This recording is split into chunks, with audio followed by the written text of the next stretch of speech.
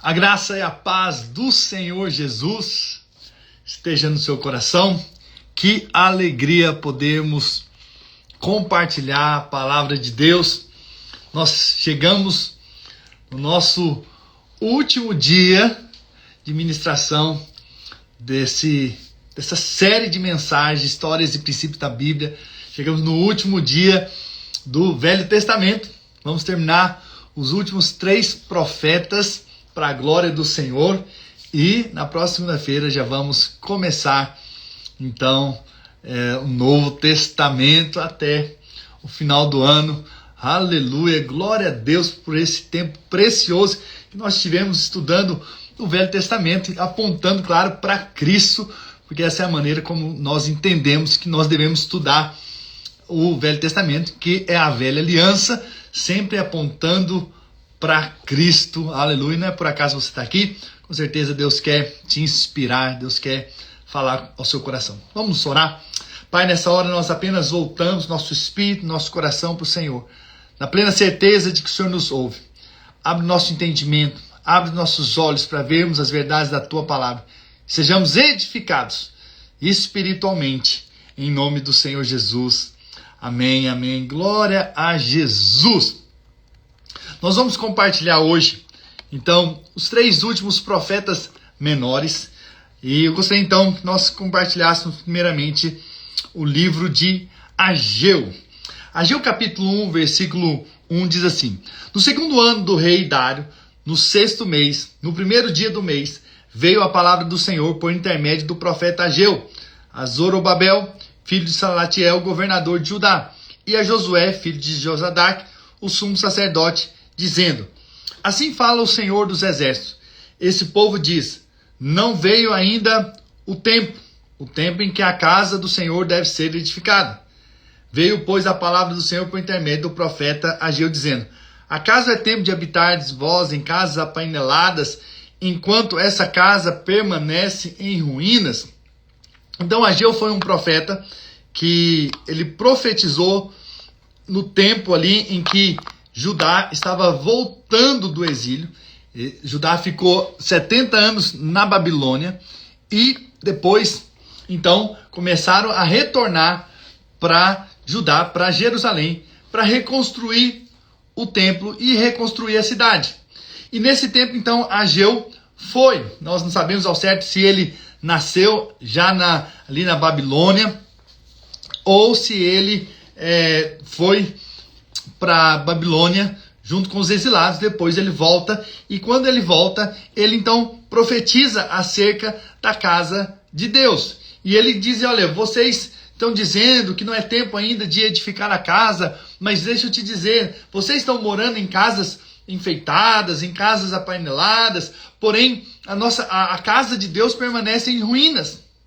Eu não estou dizendo aqui que Deus não se importa de você morar bem ou que você não dê a importância devida à sua casa. O que eu quero te mostrar e o que eu quero te ensinar aqui hoje é que Deus valoriza muito a casa dele. E Deus espera que nós também tenhamos um amor pela casa de Deus. Não apenas a nossa casa. É claro que é importante você investir na sua casa e buscar as suas coisas. Mas sabe de uma coisa? Nunca deixe de lado a casa de Deus. E a casa de Deus, nós sabemos hoje, não é um prédio. A casa de Deus é, na verdade, a igreja. Então não abra mão da igreja, não abra mão da vida em comunidade, não abra mão daquilo que Deus valoriza. O que esse profeta vem para mostrar é que Deus dá valor na sua casa, e a sua casa é a igreja. Então nós devemos valorizar. Então, quando você cuida de um irmão, quando você lidera uma célula, quando você ora por alguém, quando você se reúne com alguém, você está dizendo o seguinte: olha, eu valorizo a igreja. Eu valorizo o que Deus valoriza. Deus valoriza a sua casa. Esse povo não estava mais preocupado com a casa de Deus naquele tempo, no Velho Testamento. Era, de fato, um templo, um edifício mesmo. Então, que precisava ser reconstruído. Porém, hoje não. Hoje a igreja são aqueles que entregaram suas vidas para Jesus e se tornaram então agora a casa de Deus. Então agora nós edificamos a casa de Deus, nós abençoamos uns aos outros, nós servimos uns aos outros, nós ajudamos uns aos outros, nós congregamos. Entende? E aí nessa unidade é que a igreja se manifesta e que a casa de Deus de fato é estabelecida. Entende? E aí então esse profeta veio para mostrar a importância da casa de Deus. E o versículo 5 continua dizendo, do capítulo 1 de Ageu: Ora, pois, assim diz o Senhor dos Exércitos, considerai o vosso passado. Tendes semeado muito e recolhido pouco. Comeis, mas não chega para fartar-vos. Bebeis, mas não dá para saciar-vos. Vestivos, mas ninguém se aquece. E o que recebe salário, recebe para pô-lo num saquitel furado.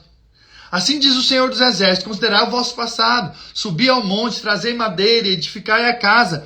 Dela me agradarei, serei glorificado, diz o Senhor. Olha, vocês estão vendo que agora está tendo até prejuízo para vocês. Porque não há bênção fora da casa. A bênção está na casa. Há uma bênção quando nós valorizamos a casa de Deus. E aí agora o que vocês estão recebendo está indo como se fosse num saco furado. É como se você colocasse o dinheiro num saco e esse saco ia perdendo esse dinheiro que você foi colocando. Então é isso que Deus está dizendo. Mas vai lá, busque madeira, edifica a casa, eu me agradarei disso e serei glorificado, diz o Senhor. Então Deus é glorificado quando nós investimos na casa dele. Quando nós estamos dispostos a servir. Que nós estamos dispostos a cooperar com o reino de Deus. Aleluia. A Erika até escreveu aqui, coincidentemente, esse final de semana vou servir no encontro. Ou seja, você está edificando, você está valorizando, está separando o final de semana para dizer: eu vou me consagrar em prol de outras vidas. Eu vou cuidar da igreja, eu vou cuidar dos irmãos ali, eu vou orar por eles, eu vou abençoar a vida deles, vou servir com o dom que Deus me deu. E é isso mesmo, você está honrando a casa de Deus, honrando a Deus quando você valoriza e serve na igreja. Esperaste muito, e eis que veio a ser pouco. E esse pouco, quando o trouxeste para casa, eu com um assopro dissipei. Por quê? Diz o Senhor dos Exércitos: por causa da minha casa, que permanece em ruínas, ao passo que cada um de vós corre por causa de sua própria casa. Mais uma vez, Deus não está dizendo que você não possa se preocupar com a sua casa. O problema é quando você não se preocupa mais com a casa de Deus. Quando você não dá mais valor às coisas espirituais. Quando para você não interessa mais se as pessoas vão ser abençoadas através da sua vida ou não. Quando você não se importa mais em servir na vida da igreja. Então isso é um problema.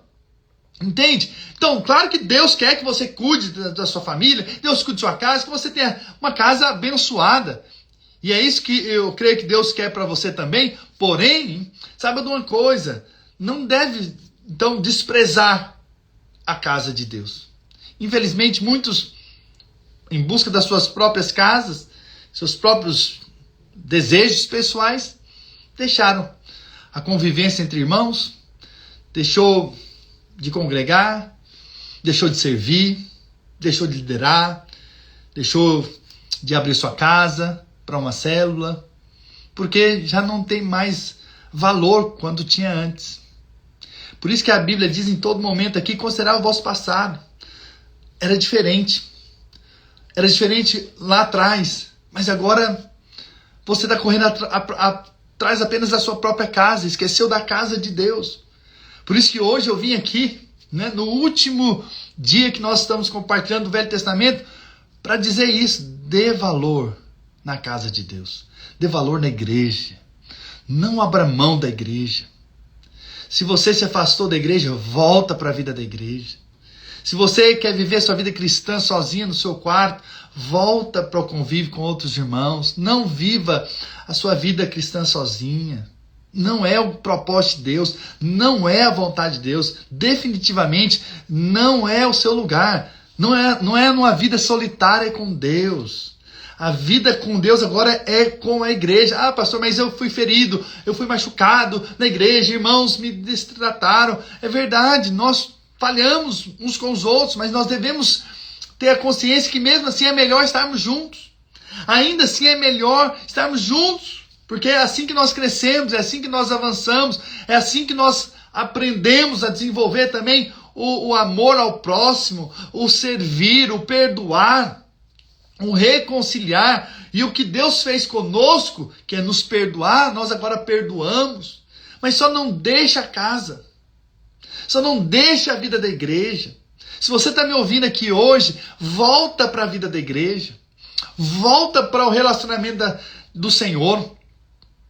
Com certeza você vai ter sua vida mudada. Você vai ter algo que você não teve, você vai experimentar de coisas que você não experimentou. Com certeza, na vida da igreja, a proteção. Entende? É importante isso. É importante que você entenda essa palavra. Com certeza tem pessoas que precisam ouvir isso. E se você conhece alguém que precisa ouvir o que eu estou dizendo aqui agora, passe para elas. Fala, meu irmão, minha irmã, ouça essa palavra. Passe para essas pessoas, porque nós precisamos ouvir isso e sermos convencidos pelo Espírito Santo de que Deus se importa muito com a casa dele. E Ele quer que nós estejamos lá, porque esse vai ser um lugar de realmente grande bênção para nós e para a glória de Deus. Para o louvor do Senhor. Versículo 10. Por isso os céus sobre vós retêm o seu orvalho, e a terra os seus frutos. Fiz vir a seca sobre a terra e sobre os montes, sobre o cereal, sobre o vinho, sobre o azeite, e sobre o que a terra produz, como também sobre os homens, sobre os animais, e sobre todo o trabalho das mãos. Deus falando, eu fiz trazer a seca para que vocês pudessem lembrar do que é mais importante. O que é mais importante é a casa do Senhor. Na verdade, é só uma demonstração de amor. De amor. Nós devemos ser gratos por aquilo que Deus fez por nós. Ele nos fez agora ser dele para sempre, eternamente dele. Isso é glorioso, não tem preço que pague isso. Agora o que se espera é apenas uma retribuição desse amor para com o Senhor, né? E aí então vem uma palavra para os líderes. Capítulo 1, versículo 12. Então Zorobabel, filho de Salatiel, e Josué, filho de Zodaque, o sumo sacerdote, e todo o resto do povo atenderam a voz do Senhor, seu Deus, e as palavras do profeta Ageu. Então essas palavras foram motivadoras, as quais o Senhor, seu Deus, o tinha mandado dizer, e o povo temeu diante do Senhor. Então não foi uma palavra de exortação, para trazê-los de volta. Não foi para condená-los, mas sim para trazê-los de volta para o rumo, para o lugar certo, onde é o seu lugar. É o lugar da casa de Deus. Esse é o seu lugar, é o lugar da vida da igreja. É esse lugar que eu e você precisamos permanecer. Eu sei que há lutas, eu sei que há adversidade, nós mexemos com gente erra conosco. E nós também erramos. É um fato. Porém, nós não podemos desanimar e perder o foco de vivermos a vida da igreja. E eles então reanimaram. Versículo 13. Então Ageu, o enviado do Senhor, falou ao povo, segundo a mensagem do Senhor, dizendo, eu sou convosco, diz o Senhor. O Senhor despertou o espírito de Zorobabel, filho de Salatiel, governador de Judá, e o espírito de Josué, filho de Josadaque, o sumo sacerdote, e o espírito resto de todo o povo. Eles vieram e se puseram ao trabalho na casa do Senhor dos Exércitos, seu Deus, ao 24º dia do 6º mês. Então, veja, eles vieram de volta, vieram para o trabalho, vieram para a edificação da igreja. Então nós devemos ser esses que estamos de volta. Nós não podemos perder o nosso tempo, a nossa vida com outras coisas, mas devemos voltar-se para sempre para o centro, e o centro é edificar a casa para Deus. Essa é a nossa vida, nós somos esses edificadores, nós somos esses colaboradores, você e eu, nós somos aqueles que estamos edificando uns aos outros.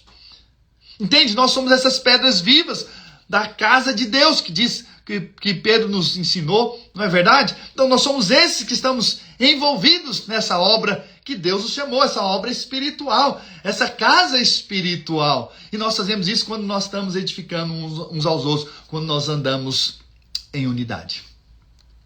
E então eles recebem essa palavra, então eles voltam para o trabalho, aleluia, porque eles ouviram a palavra.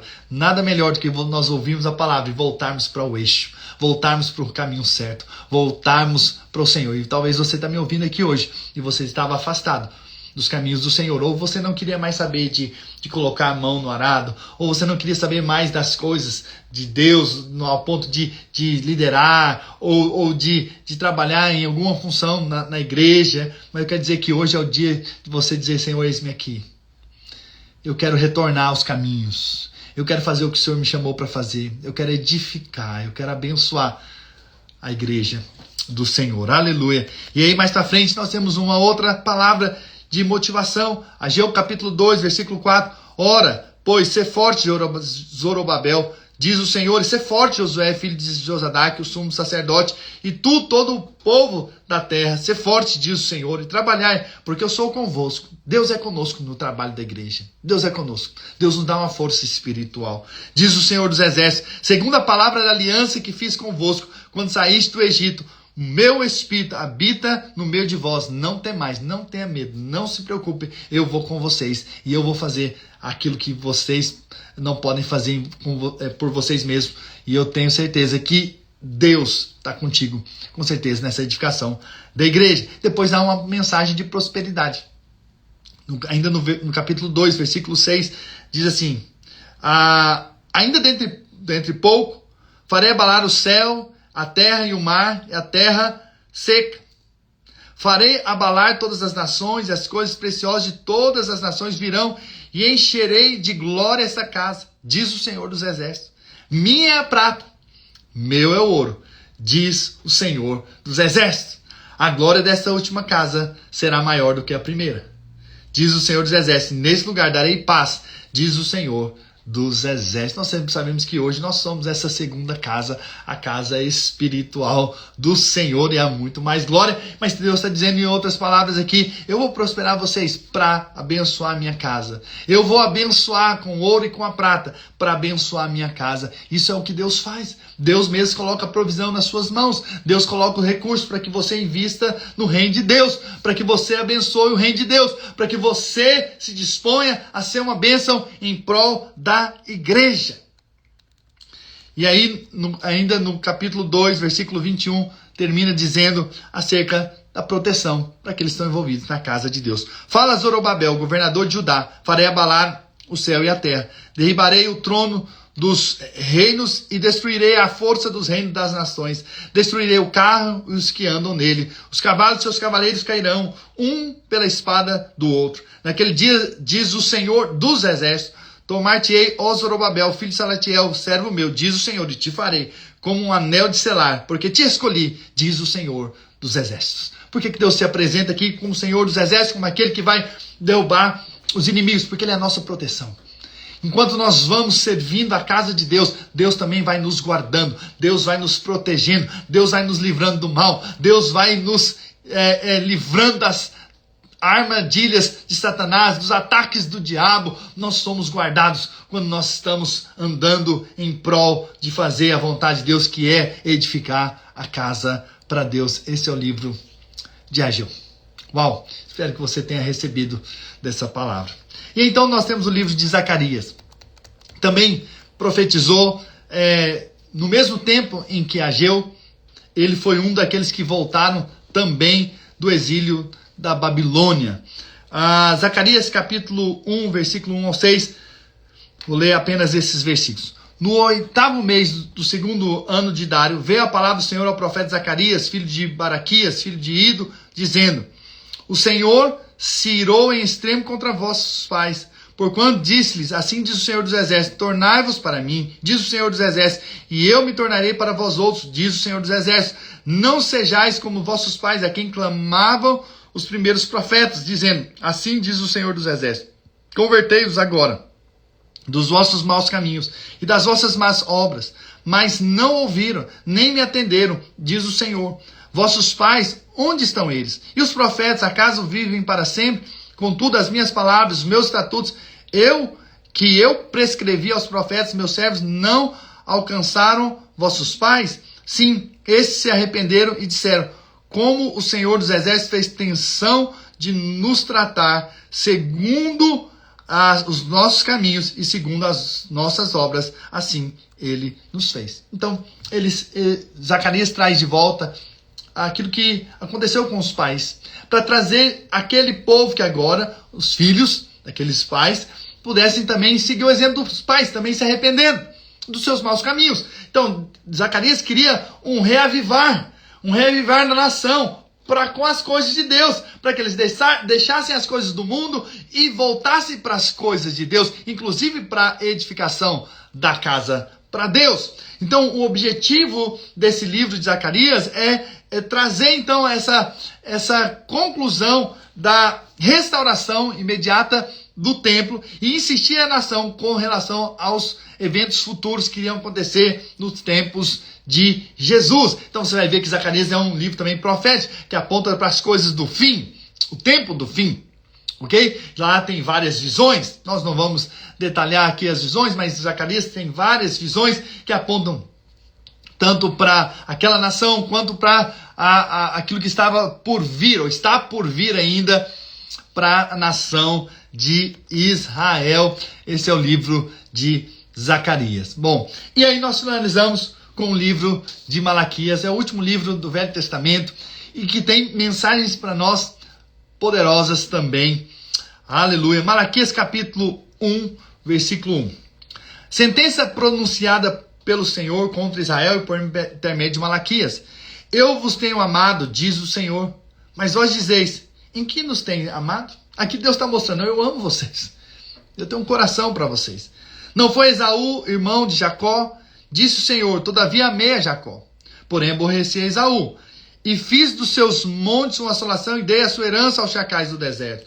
Se Edom diz, fomos destruídos, porém tornaremos a edificar as ruínas, então diz o Senhor dos Exércitos, eles edificarão, mas eu destruirei. E Edom será chamado terra de perversidade, povo contra quem o Senhor está irado para sempre. Os vossos olhos o verão, e vós direis, grande é o Senhor, também fora dos limites de Israel. Então Deus está mostrando, eu amei Jacó. Então eu amei a nação que se tornou Israel. Então eu amei vocês, aborreci de Esaú. E dessa nação, essa nação na verdade foi destruída. Então Malaquias, ele vem então para profetizar para que Israel volte para o Senhor. Então a vontade de Deus é que Deus então tenha ali uma nação, e nação que tenha gratidão pelo que Deus tem feito, né? E aí, versículo 6, Malaquias 1 diz assim, o filho honra o pai, e o servo ao seu senhor. Se eu sou pai, onde está a minha honra? Então o pai deveria ser honrado.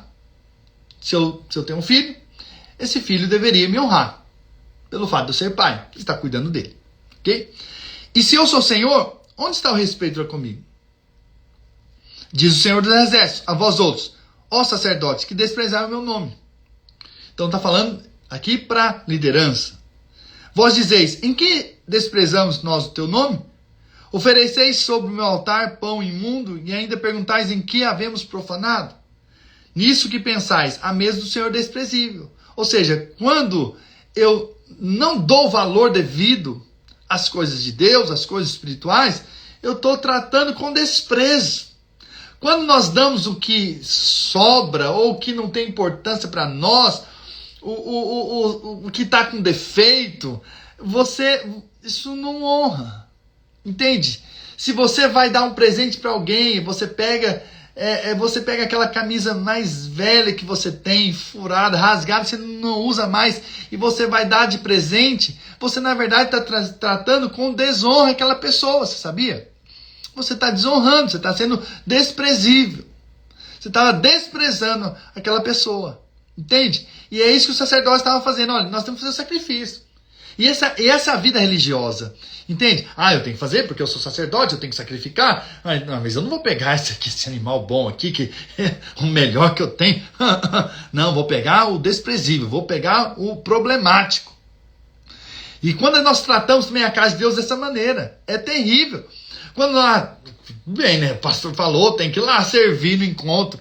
Mas aí você não se doa, você não se entrega, você vai lá e você se torna até um peso para a equipe. Isso é um problema. Você está desprezando o Senhor. É melhor que nem faça do que fazer dessa maneira.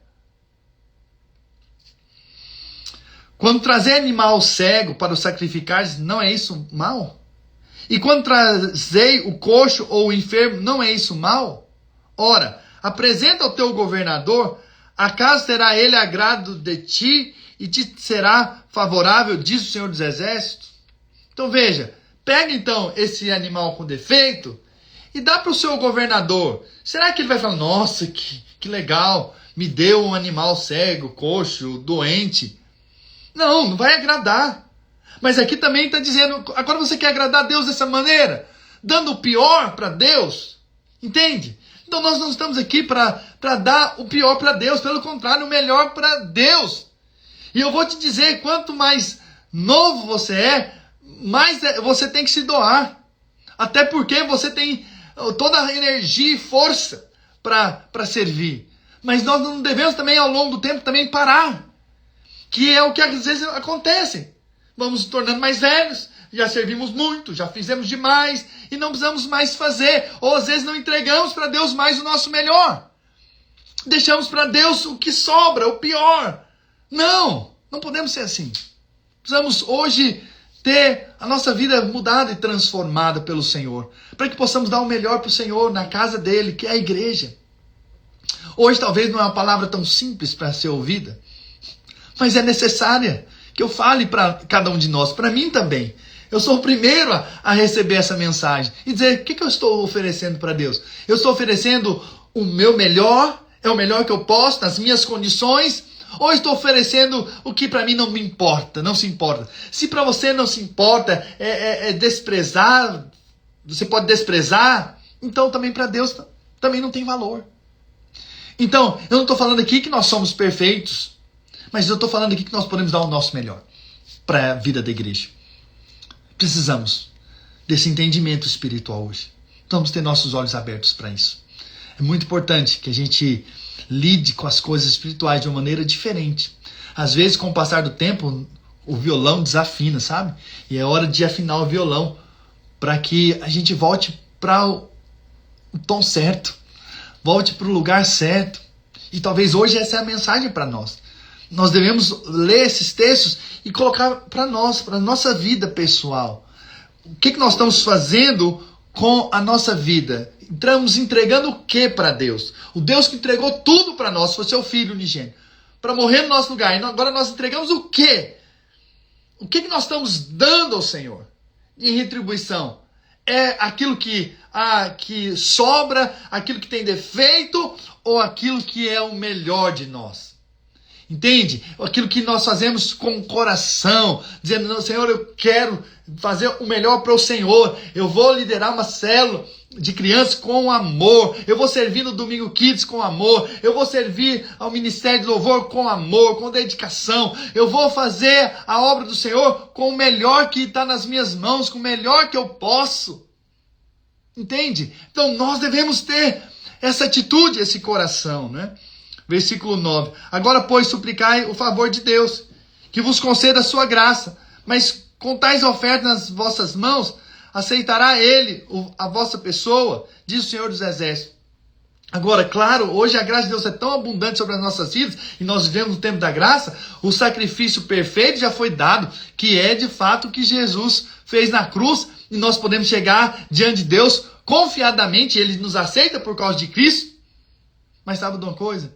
Nós não podemos desprezar o que Deus fez por nós. Paulo diz, quer comais, quer bebais, quer façais qualquer coisa, faça para a glória de Deus.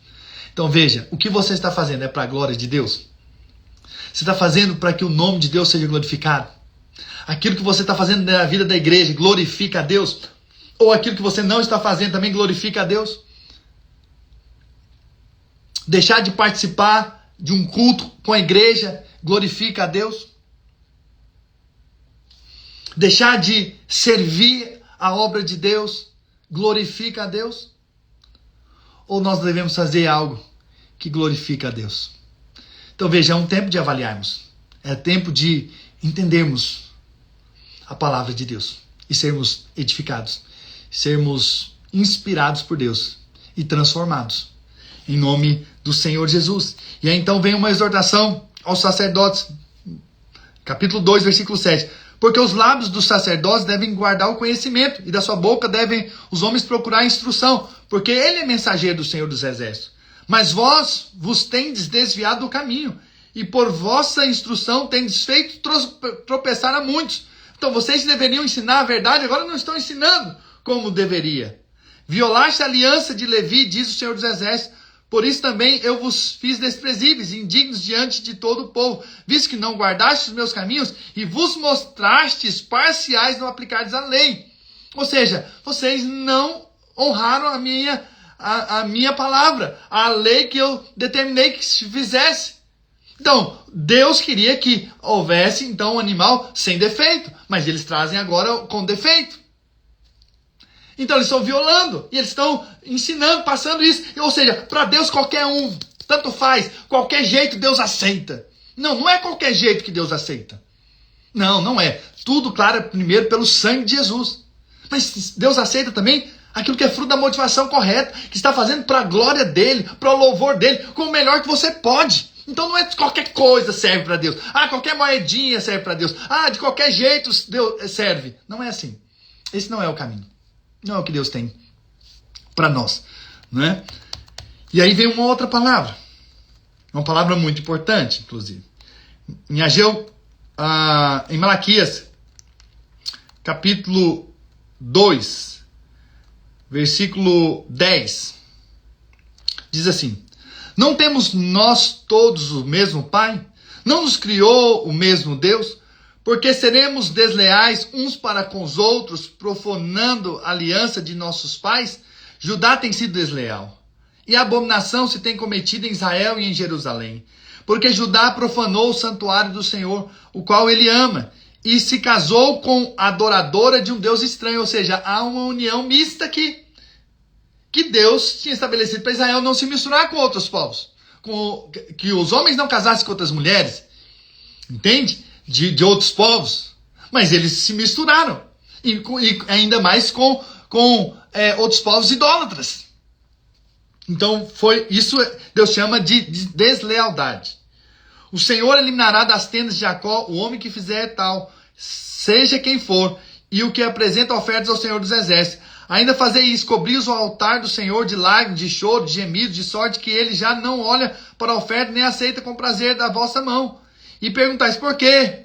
Porque o Senhor foi testemunha da aliança entre ti e a mulher da tua mocidade, com a qual tu fostes desleal, sendo ela a tua companheira e a mulher da tua aliança. Deus fez uma aliança, agora você vai separar? Agora você vai casar com outra? Entende? Não fez o Senhor mesmo que havendo nele um pouco de espírito, e por que somente um? Ele buscava a descendência que prometeu. Portanto, cuidai de vós mesmos, ninguém seja infiel para com a mulher da tua mocidade. Ou seja, não separe. Porque o Senhor, Deus de Israel, disse que odeia o repúdio. Repúdio é divórcio. Deus odeia o divórcio. Não está falando que Deus odeia aqueles que divorciaram, ok? Preste muito bem atenção no que a palavra de Deus diz, vamos ser precisos. Deus odeia a separação. Deus odeia o divórcio. E também é aquele que cobre de violência as suas vestes. Diz o Senhor dos Exércitos, porquanto cuidai de vós mesmos e não sejais infiéis. Deus espera que nós permaneçamos no nosso casamento. Essa é uma palavra de Deus. Então Israel tinha se misturado. Tinha casado com mulheres ou homens, não sei, ali com outros povos, idólatras. Mas o alvo de Deus é que nós permanecemos fiéis. Permanecemos fiéis. Amém? Isso é muito importante. A fidelidade. E realmente honrarmos a palavra que nós demos, que até a morte nos separe, né? Depois tem uma palavra de uma oferta que agrada a Deus. Malaquias 3, versículo 3 e 4. Assentar-se-á como derretedor e purificador da prata, purificar os filhos de Levi, e os refinará com ouro e com prata. Eles trarão ao Senhor justas ofertas. Então a oferta de Judá e de Jerusalém será agradável ao Senhor, como nos dias antigos e como nos primeiros anos. Então, volte a dar o melhor para o Senhor, aquilo que glorifica o nome do Senhor. E aí, o famoso texto da palavra de Deus, Malaquias 3, versículo 8. Roubará o homem a Deus? Todavia vós me roubais e dizeis, em quem te roubamos?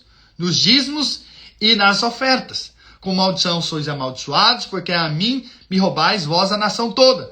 Trazei todos os dízimos na casa do tesouro, para que haja mantimento na minha casa. E provai-me nisso, diz o Senhor dos Exércitos, se eu não vos abrir a janela do céu e não derramar sobre vós bênção sem medida. Então veja, havia sim uma lei estabelecida acerca do dízimo. no Velho Testamento. E então eles deveriam dar. E eles então estavam roubando, eles não estavam dando, ok? Porém, nós estamos na nova aliança. E na nova aliança é muito além, com certeza, de um dízimo. Com certeza é o que Deus nos ensina. Entendeu? E é o que se espera, né? Que nós deveríamos exceder a justiça dos fariseus, que davam até dízimo da hortelã. Então veja, nós deveríamos ter um outro padrão, um padrão mais elevado. E claro, a Bíblia nos fala de darmos segundo o coração, não com tristeza, porque Deus ama quem dá com alegria. Mas também entendemos que nós estamos numa semeadura espiritual e nós semeamos. E quando nós cremos que nós estamos semeando em terra fértil, nós também iremos ver a colheita, fruto da nossa fé. Entende? Na fé de que Deus realmente abençoa quem planta na vida da igreja. Quem se preocupa com a casa de Deus. Deixa eu te dizer, você não vai ficar mais pobre por investir no reino de Deus. Com certeza Deus sempre vai dar muito mais daquilo que você plantou, daquilo que você semeou. Agora, é claro, não há maldição sobre a sua vida. Não há mais. A Bíblia nos mostra, Jesus nos resgatou da maldição da lei. Não estou dizendo que não há que há maldição, não há mais maldição. Porém, eu quero dizer algo para vocês, que quando você semeia na igreja, na vida dos irmãos, com certeza você está plantando uma semente espiritual e vai colher. E vai colher. Com certeza o que planta, colhe. Se eu plantei esses dias pimenta, malagueta, né, eu e meu filho mais novo, Mateus, nós já estamos vendo a planta desse tamanhozinho, crescendo. Daqui a pouco vamos ter a colheita, mas nós plantamos. E só que nós plantamos pimenta e não vai sair abacate, porque nós plantamos pimenta. Entende? Então, o que nós plantamos, nós também colhemos. Entende? Então, é importante que você plante, continue plantando, investindo, com certeza, no reino de Deus. E você vai ver a colheita, o fruto disso. E as janelas do céu certamente abertas sobre a sua vida, diz o Senhor. Versículo 11. Por vossa casa repreenderei o devorador, para que não vos consuma o fruto da terra. A vossa vide no campo não será estéril, diz o Senhor dos Exércitos. Todas as nações os chamarão felizes, porque vós sereis uma terra deleitosa, diz o Senhor dos Exércitos. Por quê? Porque você está valorizando a casa de Deus. Porque você não está deixando de cooperar com o reino de Deus. Então não deixe de cooperar com o reino de Deus. E aí você vai ver que há uma diferença entre quem serve e quem não serve ao Senhor. Malaquias 3,18. Então vereis outra vez a diferença entre o justo e o perverso, entre o que serve a Deus e o que não serve. Capítulo 4 já de Malaquias. Pois eis que vem o dia e arde como fornalha. Todos os soberbos e todos os que cometem perversidade serão como restolho. O dia que vem os abrasará, diz o Senhor dos Exércitos, de sorte que não lhes deixará nem raiz nem ramo. Mas para vós outros, que temeis o meu nome, nascerá o sol da justiça, aleluia, trazendo salvação nas suas casas. Saireis, saltareis como bezerros soltos na estrebaria, aleluia. Virá o dia em que Deus vai mostrar a diferença entre quem serve e quem não serve ao Senhor. Talvez hoje você fique pensando, parece que o ímpio prospera mais do que eu, parece que os caminhos dele são caminhos mais fáceis, mas eu quero te dizer, permaneça servindo ao Senhor e o Senhor de fato irá mudar a sua sorte e você vai ver depois no final que valeu a pena ter permanecido fiel ao Senhor. E por fim, Malaquias 4, versículo 4 a versículo 5 e 6. Eis que eu vos enviarei o profeta Elias, antes que venha o grande e terrível dia do Senhor. Ele converterá o coração dos pais aos filhos e o coração dos filhos a seus pais, para que eu não venha e fira a terra com maldição. No final, a vinda de Jesus é para trazer reconciliação para aqueles que estão brigados, estão com problemas familiares, e Deus vai trazer reconciliação. Veja, nos relacionamentos mais fortes, que é de pai para filho, filho para pai, houve separação. Mas Jesus é capaz de trazer, então, de volta essa unidade. É isso que Deus faz. Essa é a promessa, né? E assim termina o Velho Testamento, dizendo que o Deus é um Deus da restauração, da reconciliação. Então, talvez você está com um problema, talvez com seu filho, né? Talvez com sua esposa, seu esposo, mas Deus é um Deus que traz reconciliação, restauração em qualquer tipo de relacionamento. Deus é um Deus da segunda chance, Deus é um Deus da terceira chance, Deus é um Deus que traz de volta relacionamentos, em nome do Senhor Jesus. Amém, irmãos? Glória a Deus. Deixa eu orar por você. Pai, obrigado por essa palavra que nos ensina, que nos inspira, que nos exorta para voltar o nosso coração para as coisas dos céus, para as coisas espirituais. Eu oro para que os meus irmãos tenham sabedoria e revelação da tua palavra, para que os olhos dos meus irmãos sejam abertos, para que eles vejam o Senhor e sejam transformados pelo Senhor. Pai, que a tua palavra seja transformadora hoje. Mude a nossa vida, mude a nossa sorte. Que possamos ter um coração para o Senhor, para as coisas dos céus, para as coisas lá do alto, todos os dias das nossas vidas, em nome do Senhor Jesus. Amém, amém, aleluia, glória a Deus por esse tempo precioso que nós tivemos de compartilhar esses últimos 3 livros da palavra de Deus, que trouxe tantos princípios poderosos e que nos encheu de fé para crermos que Deus tem para nós uma vida nova, uma vida de fato para investir no reino de Deus, em nome do Senhor Jesus, amém? Então, segunda-feira, nós começaremos o Novo Testamento para a glória de Jesus. Os próximos 4 meses vamos estar estudando ali as histórias dos evangelhos, também de Atos, e vamos chegar até Apocalipse em nome do Senhor Jesus. Amém, irmãos? Vão ser dias poderosos, dias gloriosos, em que temos muito ainda para receber da parte de Deus ainda esse ano. E eu quero dizer que nós vamos ver o que nós nunca vimos e vamos experimentar o que nós nunca experimentamos em nome do Senhor Jesus. Amém? Conto com você, conto com a sua disposição. Né? Voltamos então na segunda, às 7 da manhã, horário aqui dos Estados Unidos, 8 horas, horário do Brasil, para mais uma live, mais uma série de lives que vão glorificar o nome do Senhor Jesus. Amém, irmãos? Não deixe de orar por mim, pela minha família, pela minha casa, pelo meu ministério. Com certeza a sua oração faz toda a diferença em nome de Jesus. Amém? Um grande abraço e não deixe de compartilhar. Com certeza uma palavra muito inspiradora e que, de fato, nós vamos voltar para o rumo para honrarmos o Senhor e investir nossas vidas na casa dele. Amém? Um grande abraço, amo vocês.